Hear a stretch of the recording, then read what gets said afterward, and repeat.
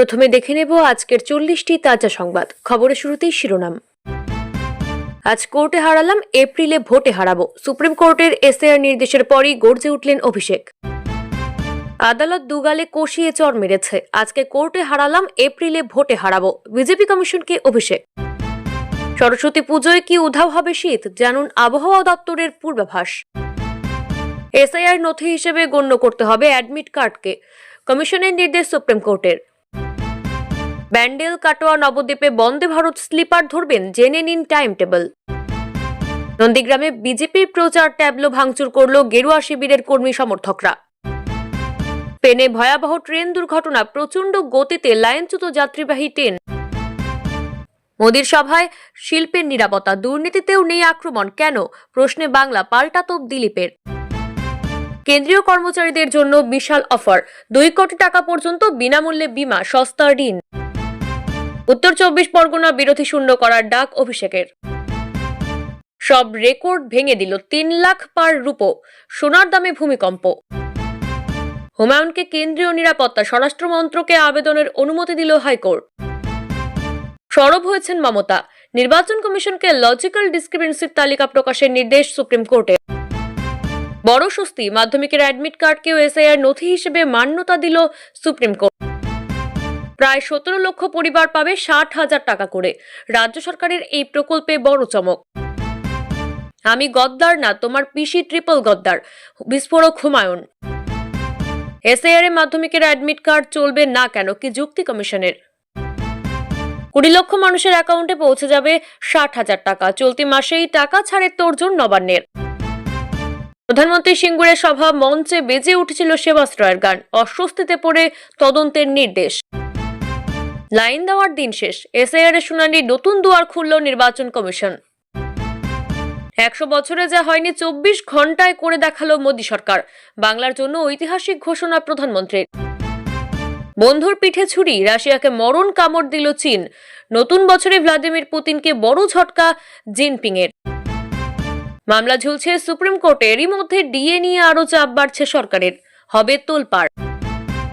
নেতাজির প্রপৌত্র চন্দ্র বসুকে এসআইআর এর শুনানিতে ডাক, কারণ জানালো কমিশন। 2026-এ মোদি এলে টাটা ফিরবে সিঙ্গুরে, মমতা সরকারকে ধুয়ে দিয়ে বিস্ফোরক দাবি সুকান্ত মজুমদারের। বিধানসভায় পালাবদলের নন্দীগ্রামে শেষ হাসি কার, সমীক্ষায় চাঞ্চল্য। বাহিনী প্রয়োজন, এবার বেলডাঙ্গার অশান্তির জল গড়ালো আদালতে, মামলা দায়েরের অনুমতি প্রধান বিচারপতির। বারাসাতে চিরঞ্জিত আউট, টিকিট পাবেন কাকলির ছেলে, জোর জল্পনা। বিজেপির নতুন জাতীয় সভাপতি, 5 বারের বিধায়ক, গুরুত্বপূর্ণ দপ্তরের দায়িত্বে। ভোটার তালিকা থেকে নাম বাদ দেওয়ার চক্রান্ত, বিজেপির ফর্ম 7 জমা ঘিরে রণক্ষেত্র বাংলা। কাজের চাপ কমতে চলেছে শিক্ষক শিক্ষিকাদের, কতক্ষণ হবে ডিউটি টাইম, বিজ্ঞপ্তি জারি নবান্নের। প্রশাসনিক অসহযোগিতার অভিযোগ, শিলিগুড়িতে অনশনে বসেছেন বিজেপি বিধায়ক। এসআইআর হিয়ারিং এ ঘিরে রণক্ষেত্র ভাটার, টায়ার জ্বালিয়ে বিক্ষোভ গ্রামবাসীদের। বেলডাঙ্গার ঘটনায় হাইকোর্টে জনস্বার্থ মামলা, কেন্দ্রীয় বাহিনী মোতায়েনের দাবি। তৃণমূলকে ভোট না দিলে কাটা যাবে নাম, এসআইআর আবহে বিস্ফোরক অভিযোগ অধীরের। মোদির বঙ্গ সফরে বিশেষ সমীক্ষা, বিধানসভা নিয়ে কি বলছে ওপিনিয়ন পোল। বাংলায় বিধানসভা নির্বাচন 2026-এর দিকে রাজ্যের রাজনৈতিক আবহাওয়া ক্রমশ উত্তপ্ত হয়ে উঠেছে। সাম্প্রতিক একটি ইলেকশন ট্র্যাকার সমীক্ষায় যে ছবি উঠে এসেছে তা তৃণমূল। সাম্প্রতিক একটি ইলেকশন ট্র্যাকার সমীক্ষায় যে ছবি উঠে এসেছে তা তৃণমূল কংগ্রেসের সতর্কবার্তা এবং বিজেপির জন্য আশার আলো। সমীক্ষা অনুযায়ী টিএমসি পেতে পারে 174+9 আসন, ভোট শেয়ার প্রায় 46%। বিজেপি 117 +-9 আসন, 40%। কংগ্রেস এবং বামফ্রন্ট মিলে মাত্র 3 +-1 আসন, অর্থাৎ 12%, এবং অন্যান্য 2%। এই ফলাফল রাজ্যের 294 আসনের মধ্যে টিএমসিকে সংখ্যাগরিষ্ঠতা দিলেও 2021-এর 213+ আসনের তুলনায় বড় পতনের ইঙ্গিত দিচ্ছে। সবচেয়ে গুরুত্বপূর্ণ বিষয় হলো টেলিফোনিক সমীক্ষা ও সাধারণ মানুষের সঙ্গে আলোচনায় বারবার একই কথা শোনা যাচ্ছে, দিদি ভালো, কিন্তু বিধায়করা ভালো কাজ করছেন না। মমতা বন্দ্যোপাধ্যায়ের ব্যক্তিগত জনপ্রিয়তা এখনো অনেকটা অটুট, কিন্তু দলের স্থানীয় নেতা বিধায়কদের বিরুদ্ধে অভিযোগের পাহাড়। দুর্নীতি, স্বজন পোষণ, স্থানীয় স্তরে অবহেলা, এসব নিয়ে জনমানসে ক্ষোভ জমছে। দীর্ঘ 15 বছরের শাসনকালে এই অ্যান্টি ইনকামবেসি এখন প্রেসিডেন্সি অঞ্চল, উত্তর 24 পরগনা, হাওড়া, হুগলি সহ দক্ষিণবঙ্গের শহরাঞ্চলে ও আশেপাশে সবচেয়ে বেশি দেখা যাচ্ছে। বিজেপি এই ফাঁক দিয়ে ধীরে ধীরে দুর্গে ঢোকার চেষ্টা করছে। সমীক্ষায় দেখা যাচ্ছে বিজেপির ভোট শেয়ার 40% পৌঁছে গেছে, যা 2021-এর 38% থেকে উন্নত। উত্তরবঙ্গ, পশ্চিম মেদিনীপুর, বাঁকুড়া, পুরুলিয়া, ঝাড়গ্রামের মতো এলাকায় তারা শক্তিশালী অবস্থানে। প্রেসিডেন্সি বিভাগে বিজেপির আসন সংখ্যা বাড়ার সম্ভাবনা সবচেয়ে বেশি। টিএমসি যদি অ্যান্টি ইনকামবেসি কাটিয়ে উঠতে না পারে, তাহলে তাদের অনেক আসন বিজেপির দিকে ঝুঁকে যেতে পারে। বিশেষ করে নদিয়া, উত্তর ও দক্ষিণ 24 পরগনা, কলকাতা, হাওড়া, হুগলির মতো এলাকায় লড়াইটা হবে কঠিন। নন্দীগ্রামে শুভেন্দুর বিপরীতে অভিষেক, ভাইরাল ভিডিওতে তোলপাড় রাজ্য রাজনীতি। 2026-এর বিধানসভা নির্বাচন রিটেক 2026-এর বিধানসভা নির্বাচনে নন্দীগ্রাম আসন থেকে তৃণমূলের সাধারণ সম্পাদক অভিষেক বন্দ্যোপাধ্যায় প্রার্থী হতে পারেন, এমন এক ভিডিও ঘিরে রাজনৈতিক মহলে তীব্র জল্পনা ছড়িয়েছে। জনৈক সোশ্যাল মিডিয়া পেজ থেকে পোস্ট করা ওই ভিডিওতে দাবি করা হয়েছে, স্থানীয় যুব সমাজ ও কর্মীদের অনুরোধে অভিষেক লড়াইয়ের প্রস্তুতি নিয়ে ইতিবাচক ইঙ্গিত দিচ্ছেন। সম্প্রতি নন্দীগ্রাম সফরে গিয়ে শুভেন্দু অধিকারীকে কড়া ভাষায় আক্রমণ করেন অভিষেক। বিপুল জনসমাবেশের মাঝে কর্মীদের উদ্দেশ্যে তার মন্তব্য জল্পনার আগুনে ঘি ঢেলেছে। তবে দলীয় স্তরে এখনো কোনো আনুষ্ঠানিক ঘোষণা হয়নি। রাজনৈতিক বিশেষজ্ঞদের মতে মর্যাদার এই আসনে অভিষেকের প্রার্থী হওয়ার সম্ভাবনা রাজ্যের ভবিষ্যৎ সমীকরণ বদলে দিতে পারে। ঐতিহাসিক ভুল, মমতা বন্দ্যোপাধ্যায়কে তীব্র আক্রমণ হুমায়ুন কবিরের। বেলডাঙ্গার অশান্তি ও দুর্নীতির অভিযোগে তৃণমূল কংগ্রেসের বিরুদ্ধে বিস্ফোরক মন্তব্য করলেন ভরতপুরের বহিষ্কৃত বিধায়ক হুমায়ুন কবির। 2012 সালে মমতা বন্দ্যোপাধ্যায়ের দলে যোগদানকে তিনি নিজের জীবনের এক ঐতিহাসিক ভুল হিসেবে বর্ণনা করেছেন। তৃণমূল সরকার দুর্নীতিতে ডুবে রয়েছে দাবি করে তিনি জানান, সাধারণ মানুষ বর্তমান শাসনের ওপর বিশ্বাস হারিয়েছে। এমনকি মুসলিম সম্প্রদায়কে অবজ্ঞা করার অভিযোগ তুলেও তিনি মুখ্যমন্ত্রীর সমালোচনা করেন। বেলডাঙ্গার ঘটনা প্রসঙ্গে হুমায়ুন কবির স্থানীয় প্রশাসনের অসহায়তার কথা তুলে ধরেন। তিনি অভিযোগ করেন, বিজেপি রাজ্যে অশান্তি সৃষ্টির মাধ্যমে রাষ্ট্রপতি শাসনের পরিস্থিতি তৈরি করতে চাইছে। অন্যদিকে মুখ্যমন্ত্রী তাকে নিয়ে বিরূপ মন্তব্য করায় পাল্টা চ্যালেঞ্জ ছুড়ে হুমায়ুন বলেন, অপরাধের প্রমাণ থাকলে যেন তার বিরুদ্ধে এফআইআর করা হয়। সাংবাদিক সম্মেলনে তিনি নিজের অবস্থানে অনড় থেকে প্রশাসনের ব্যর্থতা নিয়ে সরব হয়েছেন। বেলডাঙ্গায় অশান্তির নেপথ্যে বিজেপি ও নতুন গদ্দার, বিস্ফোরক অভিষেক। মুর্শিদাবাদের বেলডাঙ্গায় চলমান অশান্তির জন্য বিজেপি এবং এক নতুন গদ্দারকে সরাসরি দায়ী করেছেন তৃণমূলের সর্বভারতীয় সাধারণ সম্পাদক অভিষেক বন্দ্যোপাধ্যায়। বহরমপুরের সভায় তিনি দাবি করেন, রাজনৈতিক স্বার্থে ধর্মীয় বিভাজন ও উত্তেজনা ছড়ানো হচ্ছে। কোনো প্ররোচনায় পা না দিয়ে সাধারণ মানুষকে শান্তি বজায় রাখার আহ্বান জানান তিনি। অভিষেক আরও অভিযোগ করেন, নির্বাচন কমিশন বর্তমানে নির্যাতন কমিশনে পরিণত হয়েছে। এছাড়া পরিযায়ী শ্রমিকদের সহায়তায় জেলা প্রশাসনের হেল্পলাইন চালুর কথা জানান তিনি। একই সঙ্গে বেলডাঙ্গার ঘটনায় নিহতের পরিবারকে আর্থিক সাহায্য ও সরকারি চাকরির ঘোষণা দিয়ে তৃণমূল নেতা আগামী নির্বাচনে জেলার সব আসনে জয়ের ডাক দেন। অশান্তিতে জ্বালানি জোগালো মিম নেতা, মূলচক্রীকে গ্রেফতার করল পুলিশ। দুদিন ধরে চলল তাণ্ডব, কিন্তু কারা চালালো, স্থানীয় নাকি বহিরাগত? বেলডাঙ্গার ঘটনায় উঠেছে প্রশ্ন। ইতিমধ্যেই শনিবার অ্যাকশনে নেমেছে পুলিশ। গ্রেফতার করা হয়েছে 30 জনকে, যাদের মধ্যে একজন আবার মিম নেতা। হায়দ্রাবাদে সেই সংখ্যালঘুদের রাজনৈতিক দল ভোটের বাংলায় প্রশ্নের মুখে সেই মিম। গ্রেফতার হওয়া ওই মিম নেতার নাম মতিউর রহমান। শনিবার নতুন করে বেলডাঙ্গায় অশান্তি ছড়ানোর ঘটনায় তাকেই নেতৃত্ব প্রদানকারী হিসেবে চিহ্নিত করেছে পুলিশ, দাগিয়েছে কার্যত মূল চক্রী বলে। শনিবার বড়ুয়া মোড় থেকে গ্রেফতার করা হয় মতিউরকে। সরকারি সম্পত্তি ভাঙচুর, মারধরের অভিযোগে মতিউরের বিরুদ্ধে মামলা রুজু করেছে পুলিশ। শুক্রবার এবং শনিবার যে জায়গায় বিক্ষোভ হিংসাত্মক আকার ধারণ করেছে, ঠিক সেই জায়গাতেই মতিউরের হদিশ পেয়েছে পুলিশ। সংবাদ মাধ্যমে দৌলতে পাওয়া ভিডিও থেকে তাকে চিহ্নিত করা হয়েছে বলে জানিয়েছেন তদন্তকারীরা। অবশ্য স্থানীয় সূত্রে জানা গেছে, এটা প্রথম নয়, এর আগেও একাধিকবার নানা হিংসার ঘটনায় এই মিম নেতার নাম ছড়িয়েছে। এবার নব্য সংযোজন, বেলডাঙ্গার তাণ্ডব। শনিবার সন্ধ্যায় গ্রেফতার হওয়া অভিযুক্তদের রাজনৈতিক পরিচয় নিয়ে প্রশ্ন করা হয়েছিল মুর্শিদাবাদের পুলিশ সুপার কুমার সেনিরাজকে। তিনি বলেছিলেন, আপাতত কোনো ব্যক্তির রাজনৈতিক পরিচয় রয়েছে বলে জানা যায়নি, কিন্তু জানার চেষ্টা চলছে। তবে মতিউর রহমানকে নিয়ে আলাদাভাবে মুখ খুলেছিলেন পুলিশ সুপার। তার রাজনৈতিক পরিচয়ের প্রসঙ্গ অনুল্লিখিত বলেই তিনি বলেন, বেশ কিছু ভিডিও দেখে ওনাকে চিহ্নিত করা হয়েছে। আজ বড়ুয়া মোড়ে যে ঝামেলা হয়েছে তাতেও মতিউর রহমান দেখা দিয়েছে, উনিই নেতৃত্ব দিচ্ছিলেন। একজনের উপর তার দামে বড় ধস। বিয়ের মরশুমের মাঝেই কলকাতায় ব্যাপক সস্তা হলো হলুদ ধাতু। জানুন আজকের দর।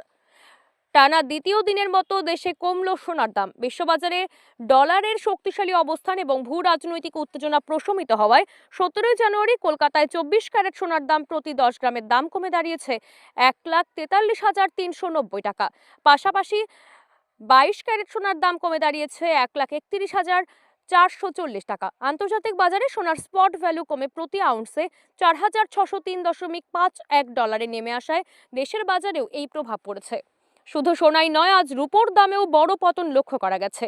ভারতে প্রতি কেজি রূপোর বর্তমান বাজার মূল্য দাঁড়িয়েছে 2,91,900 টাকা। বিনিয়োগকারীদের ঝুঁকি হ্রাস এবং আন্তর্জাতিক বাজারে রূপোর আউন্স প্রতি 90.33 ডলারে নেমে আসাই এই দর পতনের মূল কারণ। দিল্লি, মুম্বাই এবং চেন্নাইয়ের মতো শহরগুলিতেও আজ নিম্নমুখী দামের ফ্লাইওভারে ফের দুর্ঘটনা। পরপর 4 চাকা গাড়ির ধাক্কা, গুরুতর আশঙ্কাজনক 3। ফ্লাইওভারের ওপর ফের দুর্ঘটনা। রুবির মোড়ের দিক থেকে আসা একটি 4 চাকা গাড়ি নিয়ন্ত্রণ হারিয়ে ডিভাইডারে ধাক্কা মারে। এরপর ফ্লাইওভারে থাকা আরও একটি 4 চাকা গাড়িতে ও বাইকেও ধাক্কা মারে গাড়িটি। ঘটনায় 3 জনের অবস্থা গুরুতর আশঙ্কাজনক। ঘাতক গাড়িতে থাকা 3 জন সওয়ারী গুরুতর আহত হয়েছেন বলে জানা গিয়েছে। সেই অবস্থায় তাদের উদ্ধার করে হাসপাতালে নিয়ে যাওয়া হয়। এই মুহূর্তে SSKM হাসপাতালে তারা চিকিৎসাধীন। ঘটনাস্থলে রয়েছে প্রগতি ময়দান থানার পুলিশ। প্রত্যক্ষদর্শীদের বিবরণ অনুযায়ী সায়েন্স সিটির দিক থেকে আসা একটি 4 চাকা গাড়ি হঠাৎ সন্ধে 6:30 নাগাদ মা ফ্লাইওভারে উঠেই ডিভাইডারে ধাক্কা মারে। শুধু তাই নয়, ডিভাইডারে ধাক্কা মারার পর গাড়িটি কিছুটা এগিয়ে সামনে থাকা অন্য একটি 4 চাকা গাড়ি ও একটি বাইককে ধাক্কা মারে। ঘাতক গাড়িতে থাকা 3 জনকে গুরুতর আহত অবস্থায় পুলিশ SSKM হাসপাতালে ভর্তি করেছে। ঘাতক গাড়ির ড্রাইভারের শারীরিক কোনো আঘাত না থাকলেও কথা বলার অবস্থায় না থাকায় তিনি মানসিকভাবে স্থিতিশীল না থাকায় তাকেও নিয়ে যাওয়া হয়েছে SSKM হাসপাতালে। ঘাতক গাড়িতে থাকা মোট 4 জন SSKM এর ট্রমা সেন্টারে চিকিৎসাধীন রয়েছেন এই মুহূর্তে।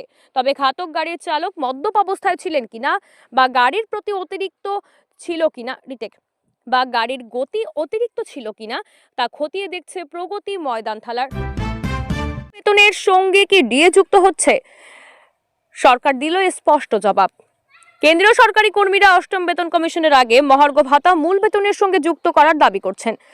সরকার সংসদে স্পষ্ট করেছে যে এই ধরনের কোনো প্রস্তাব বিবেচনাধীন নেই এবং মুদ্রাস্ফীতি মোকাবিলায় প্রতি 6 মাসের ডিএ বৃদ্ধিকে যথেষ্ট বলে মনে করা হচ্ছে। কেন্দ্রীয় সরকারি কর্মচারী এবং পেনশনভোগীদের মধ্যে বর্তমানে একটি প্রশ্ন ব্যাপকভাবে আলোচনা হচ্ছে। অষ্টম বেতন কমিশন বাস্তবায়নের আগে সরকার কি বর্তমান মহার্ঘ ভাতা অর্থাৎ ডিএ মূল বেতনের সঙ্গে যুক্ত করবে? এই প্রশ্নটি উত্থাপিত হচ্ছে কারণ সপ্তম বেতন কমিশনের মেয়াদ 31শে ডিসেম্বর 2025 তারিখে শেষ হয়েছিল। জানুয়ারি থেকে জুন 2026 সালের জন্য ডিএ বৃদ্ধি হবে সপ্তম বেতন কমিশনের আওতার বাইরে প্রথম সংশোধন। অষ্টম বেতন কমিশনের কাজ ইতিমধ্যেই শুরু হয়ে গিয়েছে। এর বাস্তবায়নে এখনো কিছুটা সময় লাগতে পারে। সাধারণত যে কোনো বেতন কমিশন তার প্রতিবেদন জমা দিতে প্রায় 18 মাস সময় নেয়। প্রতিবেদন বিবেচনা, মন্ত্রিসভার অনুমোদন এবং বাস্তবায়ন প্রক্রিয়ায় কমপক্ষে আরও 6 মাস সময় লাগে। ফলস্বরূপ এটি বিশ্বাস করা হচ্ছে যে অষ্টম বেতন কমিশনের সুপারিশ 2027 সালের শেষের আগে বাস্তবায়নের সম্ভাবনা কম। এদিকে কর্মচারী ইউনিয়নগুলি দাবি করছে যে বর্তমান 58% ডিএ ততক্ষণ পর্যন্ত ত্রাণ হিসেবে মূল বেতনের সঙ্গে। গুজরাটের কচ্ছতে ফের ভূমিকম্প, আতঙ্কে ছোটাছুটি স্থানীয়দের।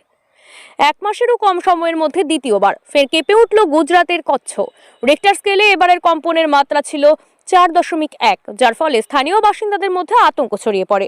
এখনো পর্যন্ত কোনো প্রাণহানি বা ক্ষয়ক্ষতির খবর পাওয়া যায়নি, এমনই জানানো হয়েছে প্রশাসনের তরফে। এর আগে গত 26শে ডিসেম্বরের মাঝামাঝি মাত্রার ভূমিকম্প অনুভূত হয়েছিল কচ্ছতে। কম্পনের মাত্রা ছিল 4.4। 2.5 দশক আগে ভয়াবহ স্মৃতি এখনো পুরোপুরি ভুলতে পারেনি কচ্ছ। সেই আতঙ্ক থেকে শুক্রবার মধ্যরাতে এদিন রাত 1:22 নাগাদ কম্পন অনুভূত হয়। আতঙ্কিত লোকজন প্রবল শীতের মধ্যে ঘর ছেড়ে বাইরে বেরিয়ে আসেন। ভয়ে খোলা আকাশের নিচেই রাত কাটিয়ে দেন অনেকে। গান্ধীনগরের সংস্থা ISR জানিয়েছে কেন্দ্রস্থল ছিল জেলার খাদভার 55 কিলোমিটার উত্তর থেকে উত্তর পূর্বে। কচ্ছ জেলা একটি অত্যন্ত উচ্চ ঝুঁকিপূর্ণ ভূমিকম্প প্রবণ অঞ্চলের অন্তর্ভুক্ত। 2001 সালের 26শে জানুয়ারি সকাল 8:46 সারা দেশ যখন সাধারণতন্ত্র দিবসের অনুষ্ঠান নিয়ে ব্যস্ত, তখন ভয়ঙ্কর বিপর্যয় নেমে আসে কচ্ছতে। 7.6 মাত্রার ভূমিকম্পে কেঁপে ওঠে গোটা এলাকা। উৎসস্থল ছিল ভাচাউয়ের কাছে চোবাড়ি গ্রাম। মুহূর্তের মধ্যে কার্যত ধ্বংসস্তূপে পরিণত হয় গোটা অঞ্চল। সরকারিভাবে মৃতের সংখ্যা 13,800 বলে জানানো হয়েছিল, যদিও অনেকের দাবি 20,000-এরও বেশি মানুষ প্রাণ হারিয়েছিলেন দেশের ইতিহাসে ভয়াবহতম এই হুড়মুড়িয়ে নামবে তাপমাত্রা। দক্ষিণবঙ্গে আবহাওয়ার বড় চমক, আগামী 7 দিনের আগাম আপডেট। হঠাৎ করে তাপমাত্রা বাড়ছে রাজ্যে, যা স্বাভাবিকভাবেই চিন্তায় ফেলেছে শীতপ্রেমীদের। তাহলে কি দক্ষিণবঙ্গ থেকে শীত হাওয়া হবে কয়েকদিনেই? নভেম্বর ডিসেম্বরের ঠান্ডার রেকর্ড ভেঙেছে বহু বছরের। আশা করা হচ্ছিল এবার জানুয়ারিতেও ভরপুর শীতের আমেজ থাকবে। দক্ষিণবঙ্গের আবহাওয়া, উত্তর থেকে দক্ষিণ দুই বঙ্গেই কমেছে শীতের আমেজ। বেশ কয়েক ডিগ্রি বেড়েছে তাপমাত্রা। আবহাওয়াবিদরা জানিয়েছেন এবছরও বাংলা থেকে শীতের প্রভাব দ্রুত কমে যাবে। আর প্রতিবারের মতো এবছরেও অন্য বছরের তুলনায় গরম হানা দেবে তাড়াতাড়ি। আবহাওয়া দপ্তর সূত্রে খবর, রবিবার থেকে আবহাওয়ার পরিবর্তন হবে। সোমবার থেকে তাপমাত্রা বাড়তে শুরু করবে আরো। সোমবার থেকে বুধবার পর্যন্ত তাপমাত্রা 3 ডিগ্রি সেলসিয়াস পর্যন্ত বাড়তে পারে রাজ্যে। তার পরের দিন তাপমাত্রা একই রকম থাকবে। মূলত একের পর এক পশ্চিমী ঝঞ্ঝার জেরে তাপমাত্রা সমানে বাড়ছে। উত্তর পশ্চিম ভারতে পশ্চিমী ঝঞ্ঝা, একটি পশ্চিমী ঝঞ্ঝা সোমবার আসবে। লাক্ষাদ্বীপ ও সংলগ্ন উত্তর পূর্ব আরব সাগর এলাকায় কেরল উপকূলে ফুঁসছে ঘূর্ণাবর্ত। সব মিলিয়ে ঠান্ডার পথ আটকাচ্ছে। কলকাতা, হুগলি, উত্তর 24 পরগনা, দক্ষিণ 24 পরগনা, পূর্ব মেদিনীপুর, পশ্চিম মেদিনীপুর, ঝাড়গ্রাম, পুরুলিয়া, বাঁকুড়া, পূর্ব বর্ধমান, পশ্চিম বর্ধমান, বীরভূম, মুর্শিদাবাদ এবং নদিয়া, দক্ষিণবঙ্গের সব জেলাতেই হালকা থেকে মাঝারি কুয়াশা থাকবে। ঘন কুয়াশার সম্ভাবনায় হুগলি, পূর্ব বর্ধমান, পশ্চিম বর্ধমান এবং বীরভূম, মুর্শিদাবাদ, নদিয়া এবং উত্তর 24 পরগনায়। এক নজরে উত্তরের আবহাওয়া। উত্তরে শীতের আমেজ থাকলেও বেড়েছে তাপমাত্রা। দার্জিলিং, জলপাইগুড়ি, কোচবিহার, মালদহ, উত্তর দিনাজপুর এবং দক্ষিণ দিনাজপুর এই সমস্ত জেলায় ঘন কুয়াশার সতর্কতা রয়েছে। কোথাও কোথাও দৃশ্যমানতা 50 মিটারের কাছাকাছিতে নেমে আসতে পারে। আগামীকাল থেকে বুধবারের মধ্যে উত্তরেও সর্বোচ্চ 3 ডিগ্রি বাড়তে পারে।